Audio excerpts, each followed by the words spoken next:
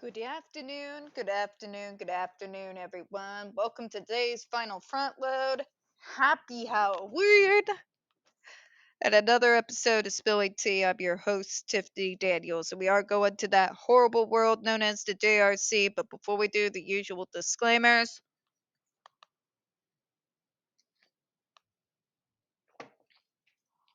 All right, if you're unfamiliar with the Stop the Shocks campaign or the campaign against the troubled teen industry, you're going to find all the pertinent links right there in the description box. In particular, I would like you to take note of the article written by NeuroClastic, a small non for profit started by autistics for autistics, wherein they interviewed and surveyed over 900 ABA professionals in regards to the JRC's so called behavior modification program.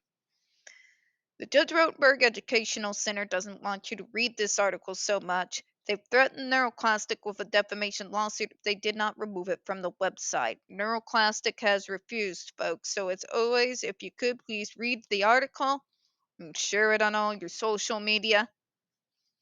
Also included in there is NeuroClastic's public statement in regards to the defamation lawsuit threat, as well as a link to their GoFundMe. We are crowdfunding in case the JRC actually sees through with their threat. Also, folks, sorry, it's a little cold in here. Trigger warning number one. When we discuss places like the Judge Rotenberg Educational Center and Stone for Help Boarding School for Boys, or also known as Agape, you're going to hear vivid descriptions of and catch clips of surveillance footage of people with mental health issues and disabled people being tortured and abused. If you got young children present, folks, please go ahead and utilize those headphones, all right? All right. Trigger warning 2. This channel is marked not for kids for a reason. We use profanity on occasion and speak on dark subjects. If your child is 16 and younger and they are watching this, very obviously parental supervision is advised, all right? Okay, so where we left off. Folks, Republicans have a bad habit that when they get caught doing something unsavory, they like to utilize the Constitution like it's a bludgeon. Their interpretations are usually incorrect.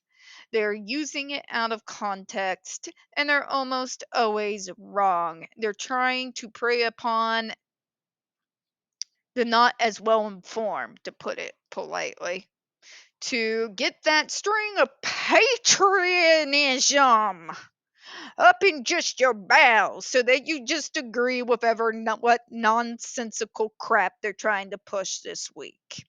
Okay? And they're utilizing it here. And why do I call them Republican? Because the DC Circuit Court was appointed by President Cheeto. Okay? And the decision that you are reading here, as well as some of the other dumbass decisions that they have made recently, makes that quite clear. They like to hammer home any of these decisions, no matter how nonsensical that they are, by throwing in the names of the founding fathers, as though that somehow that gives their point, makes it seem more correct. I'm a daughter of the revolution, folks. A, that crap doesn't work on me. B, the pie in the sky sainthood like look of our founding fathers that they shoved down our throats in school, bullshit. All right? Now, am I telling you they weren't great men? Yes, they were. But you can be a great man and be responsible for horrific actions. We'll talk on that on another time. That's its own subject. But that's why it annoys the piss out of me every time those bastards throw in the founding fathers' names to provide legitimacy for their stupidity. Just saying, that's probably going to be a rant someday. When I've got the time, I'll sleep when I'm dead. The 10th Amendment instructs us that the powers which the Constitution does not delegate to the federal government belong to the states. Oh, Jesus, again. Same Republican talking points, right? But Massachusetts has every right to torture their disabled people if their judges say it's okay. Let me put it bluntly to you, Republicans. If it was a choice between death or the JRC, I'm choosing death. If that's not plain enough for you, I can't help you. The U.S. Constitution Amend X, the very structure of the Constitution, underscores the balance of powers between the federal and state governments. Jesus Christ. With its careful enumeration of federal powers and explicit statement that powers not granted to the federal government are reversed. Congress may legislate on naturalization, bankruptcy, patents, and copyrights, for example, but cannot generally mandate individuals to purchase particular goods or regulate the practice of law. Oh, for the love of God. So you're using arguments to hammer home your nonsensical judgment that does not apply to this situation whatsoever. You're basing your argument on the premise that the FDA is trying to tailor the GED. It can't be used for this purpose. It's not what's happening. The FDA enacted a full ban on the device, point blank, period, which is well within the power that you all invested them in with. Excuse me. Another lie they tried to tell you, but they can't try to tailor it now after they already approved the Republican Karen. They never approved of the current device as it is now existing and being used to torture us while we're speaking. At no point in time whatsoever has the FDA approved of the current GED device being used at the JRC. So to try and make this argument that they approved it once, but now they're trying to ban it based on a use is nonsensical. Okay? It holds no weight at all. Okay? This is what we've been dealing with over the last 30 years, folks, when it comes to the JRC. They have these idiots whose pockets that they line who will make nonsensical arguments completely out of context and it has no basis in the reality of what's actually trying to be done.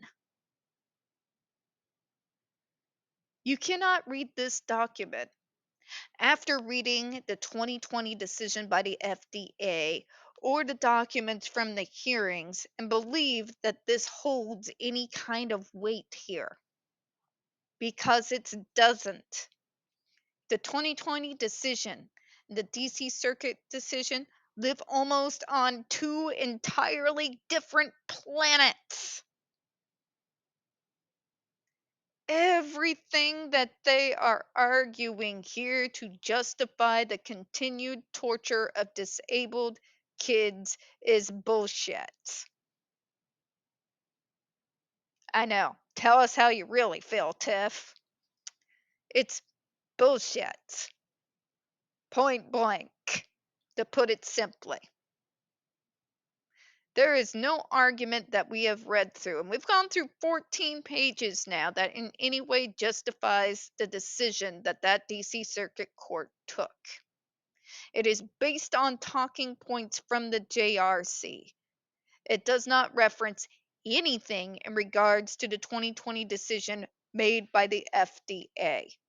It never states at any point that the current device being used that is in question has never been approved by the FDA. In fact, it tries to argue that it has been, and that's why the FDA can't ban it only for particular uses.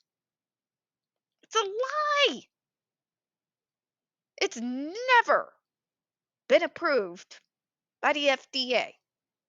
The device that was approved by the FDA was the first generation of the GED device, or as we know it now, the GED1. Since that 1991 decision, the second, third, and now fourth generation of GED devices have successfully, they've never been approved by the FDA. Never. It's been stated numerous times.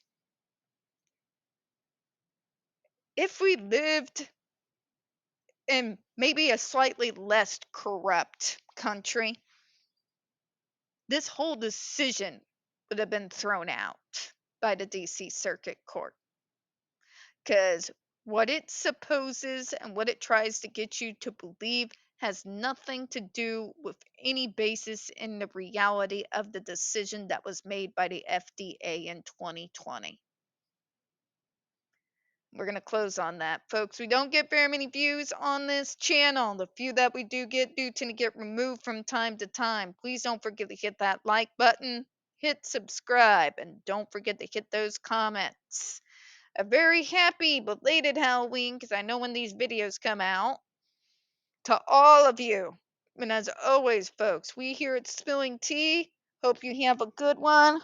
Go out there, have a blast, watch all the horror movies, and you know what? I don't care if you're 10 or 50. Get you some candy. I got me some candy. This is my crack. Bye-bye, everyone.